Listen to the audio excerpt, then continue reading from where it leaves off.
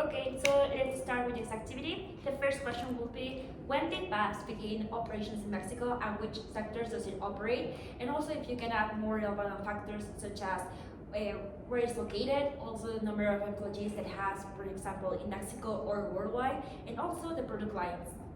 Okay, so who wants to begin here? Ladies first. Okay, I can begin. BASF Mexicana was established in 1964, and it was with the acquisition and renaming of Atlantes Industriales S.A. And its production site was Santa Clara, although it now has extended to other parts of Mexico, such as Hermosillo, Vallejo, Ensenada, with the acquisition also of Pinturas Aurolin S.A. And I don't know if you have other data. I do have other data about the sites of production they have in Mexico.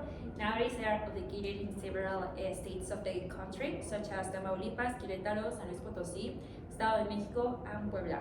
It also comes with diverse offices that are really important around Latin America, but the main ones are located in Mexico Regarding City. about Puebla, it was just recently announced. They're announced that they're going to expand to it, so it's not yet open, right? It's The the process facility, too. because they want to increase production of aminic antioxidants for lubricants, and the plant will be completed for 2026 as a project. Yeah, and also that has been a really concern nowadays because they have a risk there with the region of Puebla, because they have some concerns about the pollution of the Atoyac River. So that's also something that they have to consider about, mainly because of the line productions they have. But let's you guys talk about that.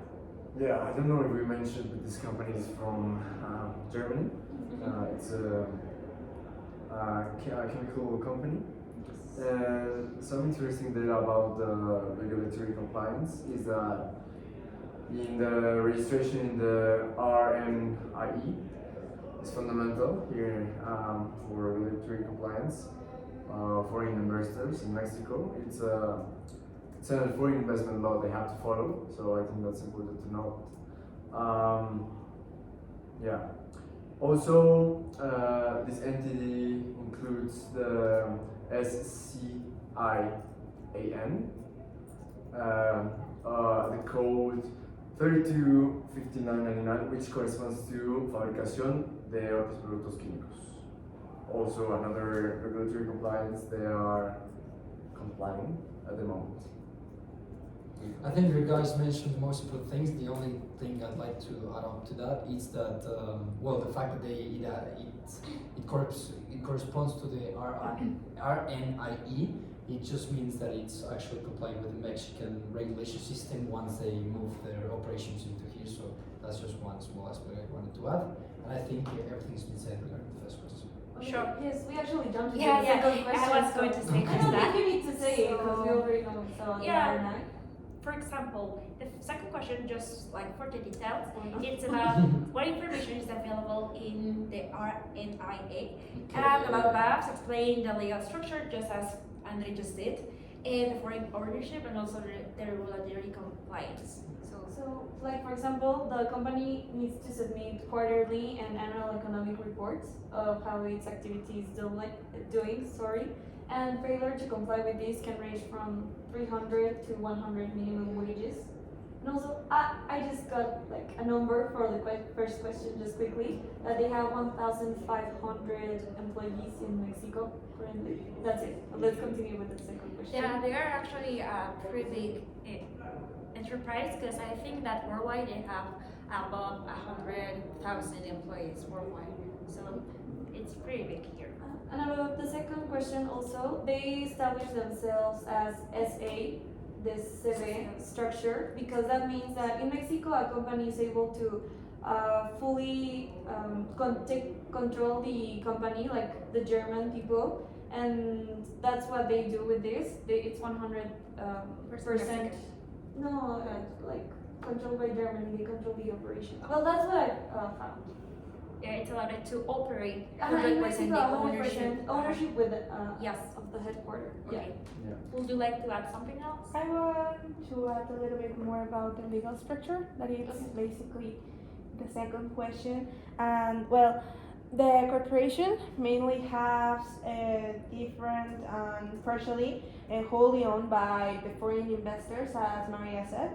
But they're also under the second section that it pertains that Mexican has to be part of the companies, even though the foreign are owners of the whole subsidiary. So they have to have Yeah, a Mexican specific people, right? number of Mexican people working on their company. Do you know the percentage of the Mexican people anyone here that No, need to I work? didn't. That's pretty Found that interesting, out. right? I didn't know that part. Yeah. I think like that's anywhere else that if you establish like foreign investment, you need to have like a percentage of the population in when you're Yeah, it's where like you a invest. regulation because you need to create employee. No, what do you Yeah. say? Sorry. You Employee. need, yes, for the national people. Yeah, that's true. Yes, and well, some basic regulatory risk. As we said before, this is a chemical company, so it has to comply with the environmental regulations, which this company like emissions, disposals, handling hazardous materials. So I think that's something important to know. Also with the labor laws, taxes, permitting and licensing. It can be complex or the company can have delays obtaining or renewing some permits. You know how Mexico, you guys know how Mexico is, so Yeah. that's a risk, like it or not. Yeah, and just adding to that, like I think that Mexico has comprehensively been increasing their like Bureaucracy? their regulatory perspective and standards are more strict. So that means that compliance costs can increase like a lot, and a lot of like regarding environmental standards are more strict. You know? Actually, adding to that, as a foreign company, they have to,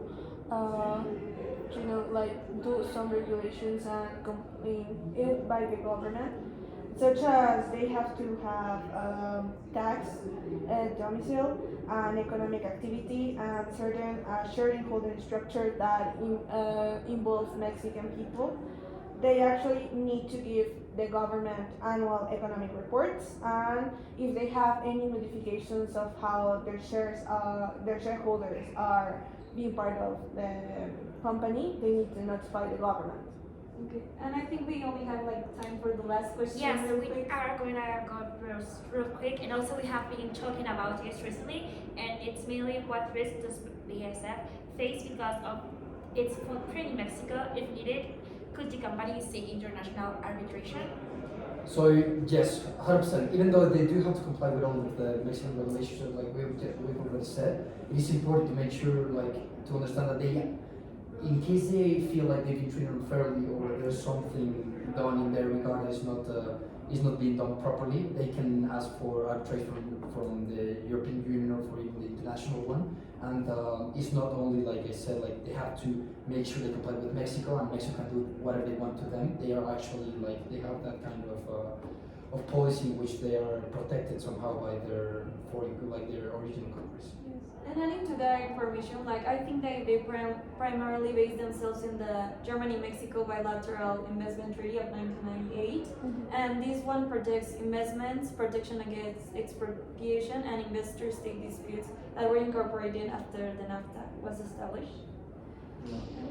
Additionally, the updated European Union Mexico Global Agreement also contains an investment protection chapter with provisions for ISDS, which could potentially